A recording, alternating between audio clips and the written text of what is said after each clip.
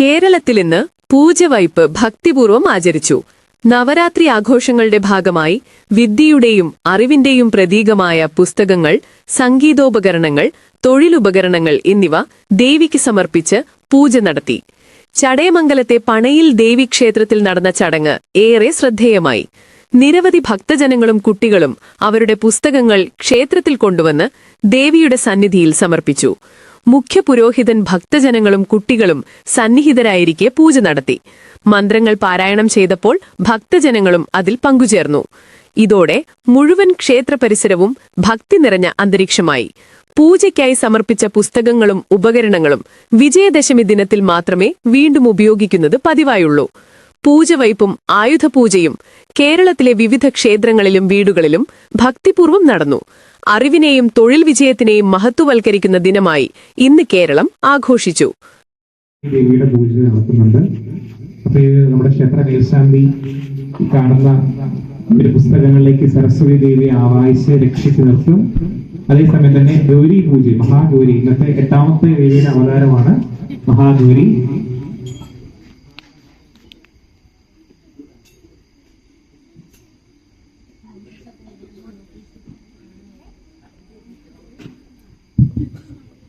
ഇന്ന് ദേവിയുടെ 8ാമത്തെ അവതാരം മഹാഗൗരിയാണ്. ഇപ്പൊ മഹാഗൗരി പൂജയും സരസ്വതി പൂജയാണ് നടത്തുന്നത്. അപ്പൊ എല്ലാവരും കയ്യിൽ നിന്നിരിക്കുന്ന പുഷ്പങ്ങള് ഹൃദയത്തോട് ചേർത്ത് പിടിച്ച് പ്രാർത്ഥിച്ചു നിൽക്കണം. നമ്മള് ഏതൊരു കർമ്മവും തുടങ്ങുന്നതിന് മുന്നേ എല്ലാ ദിവസവും പറയുന്നത് പോലെ നമ്മുടെ ഗുരുക്കന്മാരെയാണ് നമ്മൾ പ്രാർത്ഥിക്കുന്നത്. ഈ ഒരു സമയം എല്ലാ ഗുരുക്കന്മാരെ നമുക്ക് പ്രാർത്ഥിക്കാം. നമുക്ക് അറിവ് പ്രദാനം ചെയ്ത ഇരുട്ടിന്റെ പാതയിൽ നിന്നും നമ്മളെ വെളിച്ചത്തിലേക്ക് കൈപിടിച്ച് നടത്തിയ എല്ലാ ഗുരുക്കന്മാരെ നമുക്ക് പ്രാർത്ഥിക്കാം. നാം ഈ ഒരു ഭൂമിയിൽ ഒരു കുഞ്ഞായിട്ട് ജനിച്ചു വീണപ്പോൾ ആ ജനനം മുതൽ ഇന്ന് നാം ആയിരിക്കുന്ന അവസ്ഥ വരെ, ഈ ഒരു പ്രായം വരെ നമുക്ക് ജീവിക്കാനുള്ള ശക്തി പകർന്നു തന്നത്, മാർഗനിർദ്ദേശങ്ങൾ നൽകിയത്, നമുക്ക് ശരിയായ വഴികളിലൂടെ നമ്മളെ കൈപിടിച്ച് നടത്തിയത് നമ്മുടെ ഗുരുക്കന്മാരാണ്. നവരാത്രി ദിവസങ്ങളില് ഗുരുക്കന്മാരെ നമ്മള് പ്രത്യേകം പ്രാർത്ഥിക്കാറുണ്ട്. അപ്പോ എല്ലാ കുഞ്ഞുങ്ങളും പൂജ വെച്ചിട്ടുണ്ടല്ലേ? കുഞ്ഞുങ്ങളെല്ലാവരും ഇനിയുള്ള 2-3 ദിവസങ്ങളിൽ ശ്രദ്ധിക്കുക. നിങ്ങളുടെ ഗുരുക്കന്മാരെ അവരുടെ അടുത്ത് പോയി അവരുടെ സ്നേഹമൊക്കെ അറിയിക്കാനുള്ള അവസരമായിട്ട് ഇത് കണക്കാക്കണം. സ്കൂളിലൊക്കെ പഠിപ്പിക്കുന്ന അധ്യാപകരെയൊക്കെ വിളിച്ചിട്ട് അവരോടുള്ള നമ്മുടെ സ്നേഹം അറിയിക്കാം. നമ്മുടെ അംഗനവാടിയിൽ പഠിപ്പിച്ച അധ്യാപകർ, നമ്മൾ ആദ്യമായിട്ട് എഴുത്തിലിരുത്തിയ ഗുരുനാഥൻ മുതൽ നമ്മുടെ സ്കൂളിൽ പഠിപ്പിച്ച അധ്യാപകര്, നമ്മളെ തൊഴിൽ പഠിപ്പിച്ച ഗുരുക്കന്മാര്, അവരെയൊക്കെ ഓർക്കാനും അവരോടുള്ള നമ്മുടെ സ്നേഹവും കടപ്പാടും നന്ദിയൊക്കെ അറിയിക്കാനുള്ള ദിവസങ്ങളാണ് ഇനിയുള്ള 3 ദിവസം. അപ്പൊ അതെല്ലാവരും പ്രത്യേകം ശ്രദ്ധിക്കണം. അവരുടെ ത്യാഗത്തിന്റെയും അവരുടെ സമർപ്പണത്തിന്റെയും ഒക്കെ ഫലമായിട്ടാണ് നമുക്ക് ഈ അറിവ് നേടാൻ സാധിച്ചത്. അപ്പൊ അവരോടുള്ള നമ്മുടെ അതിനുള്ള കടപ്പാട് നമുക്ക് അറിയിക്കാം. എല്ലാ ഗുരുക്കന്മാരെയും ഒരു സമയം നമുക്ക് ഓർക്കാം. ആദ്യമായിട്ട് അറിവ് പ്രദാനം ചെയ്ത നമ്മുടെ അമ്മ, നമ്മുടെ അച്ഛൻ, നമ്മളെ എഴുതിയിരുത്തിയ ഗുരുനാഥൻ, നമുക്ക് വിദ്യാലയത്തിലെ സ്കൂളില് അറിവ് പഠിപ്പിച്ചു തരുന്ന നമ്മുടെ അധ്യാപകര്, നമ്മളെ തൊഴിൽ പഠിപ്പിച്ച ഗുരുക്കന്മാര്, നമ്മുടെ കല പഠിപ്പിച്ച ഗുരുക്കന്മാർ, സംഗീതം പഠിപ്പിച്ച ഗുരുക്കന്മാര്, നൃത്തം പഠിപ്പിച്ച ഗുരുക്കന്മാര്, നമ്മളെ ഏതൊക്കെ കലയിലൂടെയാണോ നമ്മൾ കടന്നു പോയിട്ടുള്ളത് അതെല്ലാം പകർന്നു തന്ന എല്ലാ ഗുരുക്കന്മാരെ നമുക്ക് ഒരു സമയം ഓർക്കാം. ഓം ഗുരുഭ്യോ നമഃ. ഓം ഗുരുഭ്യോ നമഃ. ഓം ഗുരുഭ്യോ നമഃ. ഗുരു ബ്രഹ്മ ഗുരു വിഷ്ണു ഗുരുദേവോ മഹേശ്വര ഗുരു സാക്ഷാത് പരബ്രഹ്മ തസ്മൈ ശ്രീ ഗുരവേ നമഃ. ഗുരു ബ്രഹ്മ ഗുരു വിഷ്ണു ഗുരുദേവോ മഹേശ്വര ഗുരു സാക്ഷാത് പരബ്രഹ്മ തസ്മൈ ശ്രീ ഗുരവേ നമഃ. ഗുരു ബ്രഹ്മ ഗുരു വിഷ്ണു ഗുരുദേവോ മഹേശ്വര ഗുരു സാക്ഷാത് പരബ്രഹ്മ തസ്മൈ ശ്രീ ഗുരവേ നമഃ. നമ്മുടെ ആദ്യ ഗുരുക്കന്മാരെ നമുക്ക് ഒരു സമയം ഓർക്കാം.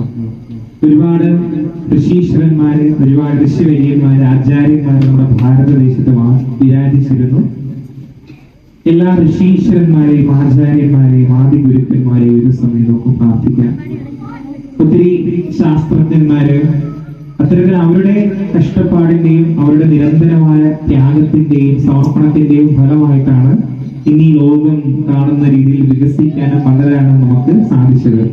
അപ്പൊ നമുക്ക് മുന്നേ സഞ്ചരിച്ച എല്ലാ ഗുരുക്കന്മാരെയും ഗുരു പരമ്പരകളെയും നമുക്ക് ഈ ഒരു സമയം ഓർക്കാം. ആദ്യ ഗുരുവായ ദക്ഷിണാമൂർത്തി ഭഗവാനെ നമുക്ക് ഈ സമയം പ്രാർത്ഥിക്കാം.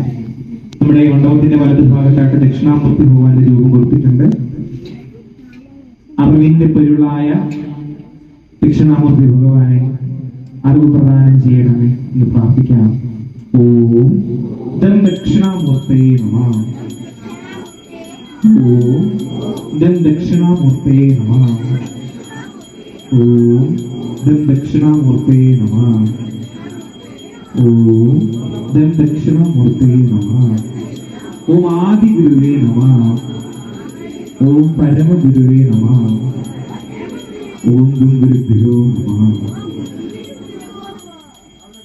അതായത് നമ്മള് ഗണപതി ഭഗവാനെയാണ് പ്രാർത്ഥിക്കുന്നത്.